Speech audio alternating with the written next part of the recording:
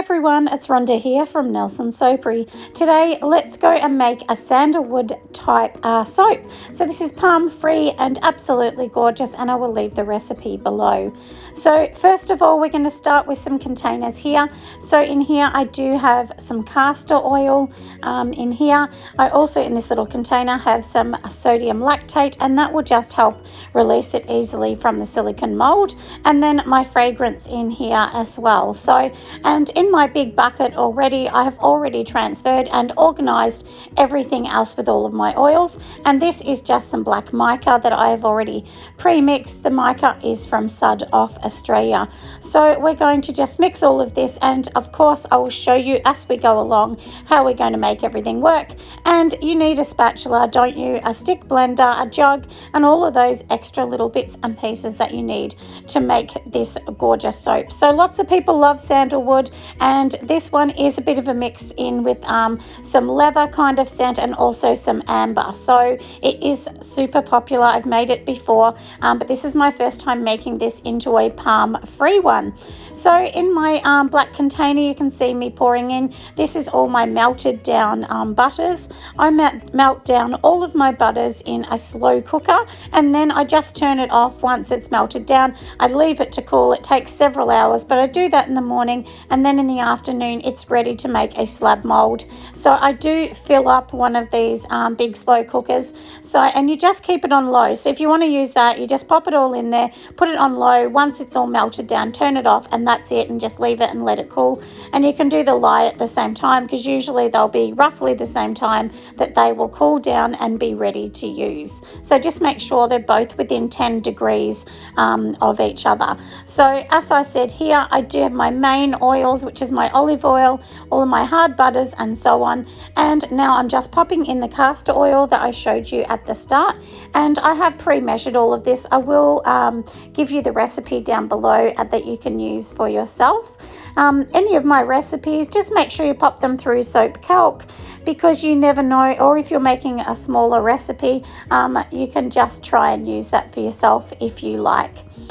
This one I'm doing is over 6 kilos in mixture, but usually I give you a smaller recipe below in case you need the smaller one. Not many people are going to be doing 6+ kilos of soap in one go. So let's add in the sodium lactate, as I said, and because usually what I do is get all of my oils, then the butters, then I add in the sodium lactate, things like castor oil, kaolin clay, any of the extras that you would need later. That's what you're going to do, is add all that in. But I've got all my oils, no kaolin clay and no fragrance at this stage, because we'll add that in later. And of course there is one thing missing from this mixture, isn't there? We do want to look into doing our lye and everything like that soon, because you know, of course you need to add the lye into all of the oils, because that is the process that makes soap. Once those two mix in and are blended really well, then that becomes your soap mixture, which will harden up in a day or so. So in the meantime, what I'm going to do here is I'm just going to be adding a little bit more black, because of course, typical me, I spilt it during when I was actually doing all this. I did all my prep work and then I spilt it, and I thought, gosh, I'm hopeless. But as I said, this black here, I think it's called Nelly Black, and then that one is actually from Sud Off in Australia. So anyway, like I said, let's get going with the next bit, and then we'll start making this gorgeous soap. So next of all, I've got my kaolin clay here, and what I'm actually going to be doing is I'm just going to be adding in a tablespoon of kaolin clay. If you're using a smaller mixture, you would add in less, of course. And what I'm doing is I'm adding this into the fragrance, then I'm going to mix it all around, making sure it's nice and blended and smooth in there, because what it does is the kaolin clay will actually just help your fragrance to hold a little better in the soap. Although I will tell you, most sandalwoods hold very, very well in soap. Some of them do make your mixture go very fast and start to cure really fast. So you need to watch that and mix it and quickly add your colors in. But this one is not too bad, and it is a mixture of several fragrances. As usual, that's what I often do. And as I've said to lots of people, I also have added in some beautiful amber and honey kind of scent in it as well. So for the main part of the mixture, I'm going to make that black, but then in this small little jug, I'm actually just going to be adding in some titanium dioxide because I want this bit to be white, because I do know that sandalwood often discolors. So I'm just going to add the black in just to help it a little bit more. And then what I'm going to be doing is having the white sort of one, and the white's just going to be like a little bit of a drop swirl, and I'll sort of swirl that into the soap a little bit as I am making it and going along. So anyway, like I said, in the big main one here that you can see, I've added in a little bit of black, and we'll mix this around and make it gorgeous. So we're just going to keep blending this, and the one thing that I do regularly say is just remember when you're actually making soap and it's a really big batch like I'm doing here, it's quite different to making a smaller batch. You do need to mix, and you need to mix under the bottom, around the side, so just keep on doing that, making sure you're blending it well. Now we're going to add in the fragrance, and I've added in most of the fragrance to the main portion of it, because in the white I don't want to add the fragrance just in case it discolors, because otherwise if it discolors the white, then everything is going to be the same color, and we don't want that. We want the white just to have a little bit, just give it a little bit of a zing so that it's not totally and utterly plain. It won't be a lot, but just a little bit. And now look, I'm just going to be tipping this in here. This is probably it's really a light, I guess, to medium trace. It's not thick at all, which is fine with me. We don't need it super thick, and this way it will make it nice and creamy and gorgeous. So we're just going to make sure we scrape all around my container here to get everything out, because it definitely does make it easier to wash up in the end.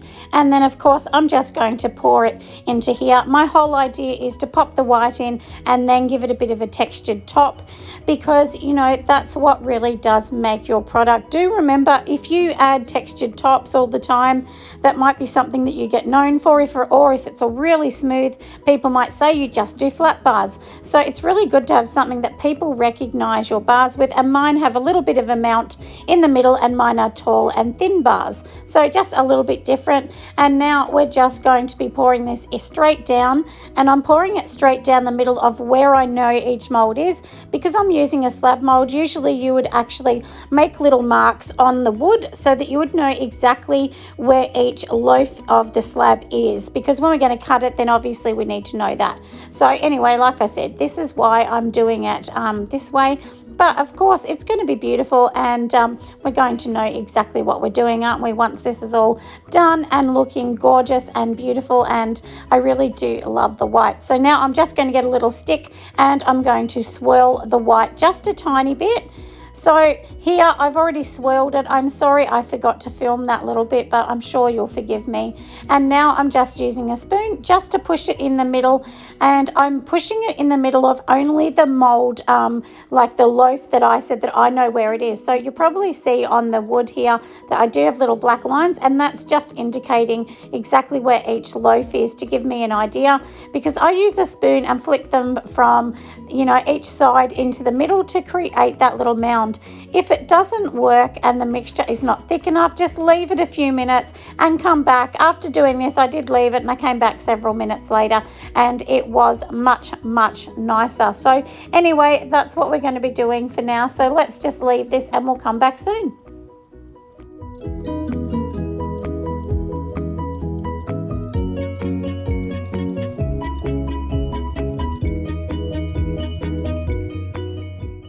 So I have totally textured the top. It's looking a bit gorgeous, and now I'm just going off to get some biodegradable glitter. I decided that I was going to do a little bit of a spray in gold, and that's just with a little bit of a pump action. You can just buy these little tiny pump containers. I got mine from Sud Off, and then I've just put a little bit of gold glitter. You can put whatever color glitter you like in them, and it just sprays the top with a tiny bit of color, which is really fun. And then I also decided, hey, how about I just go and also add some biodegradable glitter in. It's called, I think it's actually called Stardust, the other one that I use, which is like a black mica with bits of silver and black glitter in, which is really, really fun. And I just decided that that would look really, really good with this soap. Do remember as well, with some black micas that you use, they will turn looking green, but they will go back to either a grey or a different color later on. So we'll just have to leave this for a couple weeks and see how it goes. But look how absolutely beautiful it looks. It's all done, it's all textured, it's glittery and a little sparkly. And now I've just got to leave it so that we can cut it super duper soon. So I will actually come back tomorrow, 24 hours later, and I will give it the cut. And then of course it's going to have to sit on the shelf for about 6 weeks before somebody gets to buy it. So unfortunately this one won't be ready for Christmas time, but for anybody wanting to buy something amazing after Christmas, we will do that. Make sure you keep a lookout for our online sale. So we will have a Boxing Day sale for some items on there will be reduced. But anyway, you can have a little look and see what you think as well. So I will actually send some codes out as well on our emailing list. So anyone on our emailing list will get a special code and then you guys can buy whatever you like. But there will be some great sales on Boxing Day, so keep your eye out. Now, I've taken this out of the silicone mold, as you can see here, and you can probably tell where the mounds are in the soap loaves, so which is really good, because then once I go to cut it, I'll know exactly where they're roughly meant to be, even though on my new machine that I have here, I do have little lines, so I'll know exactly what I'm doing. So the splitter machine that lovely Leanne did buy me has not arrived yet. I think it's stuck in the mail somewhere. I know it's on its way from Vinny. So my husband made this in the meantime, which was another splitter machine. And in due time, I will actually give this one away once I'll do a little competition and actually give this one away once Vinny's one comes for me. And this is a great splitter machine. It splits it really nice and smooth. But what I thought is, I would just give it away because I'm not going to be needing two, am I? And I thought somebody else may be able to use it, but I'll give you some ideas a bit later on when I'm going to do that. But I will give this away in December, but it will only be for somebody that lives close enough to collect it. So it will be for somebody in Melbourne because it's really heavy and it would just cost too much to send it away. But anyway, that's sort of what we're going to be doing for now. So hopefully nobody's upset that I can't send it in the mail, but it's very, very heavy. So anyway, but that's a little bit of news for you, isn't it? So here's some more loaves that I'm just about to pull out until I get to the next stage and start cutting. So we've got it on the cutter. This is my massive big cutter that my husband made me, and it's a really good cutter. I really do love it. So for here, now we're just going to start to cut some. And for anyone that wants to know, I don't really cut the ends off. Sometimes I do, but I usually just leave them on, and that's just the way the soap looks. And it will just have that at the end because I don't see a point in just cutting the ends off.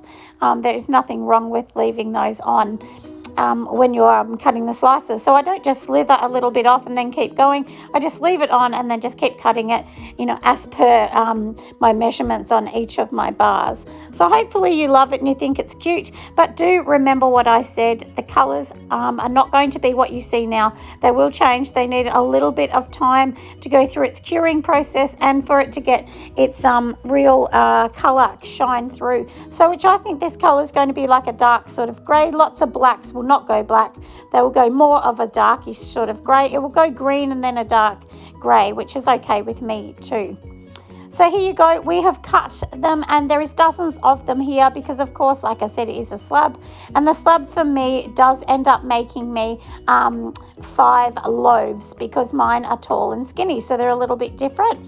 So hopefully you guys all love it and you think it's beautiful. I really love it. I think it's absolutely gorgeous. And anybody that loves sandalwood, amber and all of those kind of scents will absolutely love it.